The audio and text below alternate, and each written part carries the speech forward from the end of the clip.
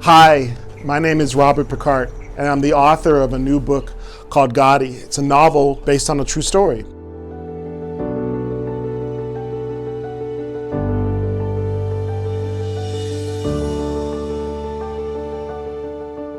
The novel follows the story of a young girl named Goddie who watches her parents die at a young age, and she's shipped off and has to escape and find her way to another country.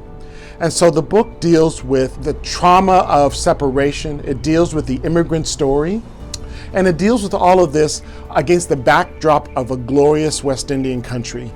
And it takes us into the mountains of where all of this happens. I was inspired to write this book after listening to the stories of my parents and listening to the stories of other relatives as well.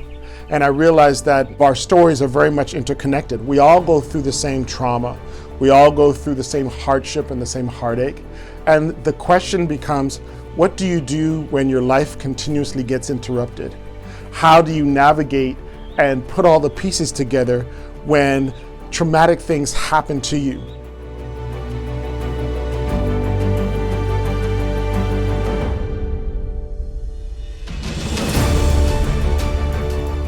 The story takes place in the glorious mountains of Jamaica. And it looks at what happens when a poor young girl has to make decisions based on all the things that happen to her and how she navigates. This, I think, applies very much to anyone that has to leave somewhere and leave something in order to go and get something that they've never had, to be able to leave your country or leave loved ones and go and find yourself in another place. This story speaks to survivors.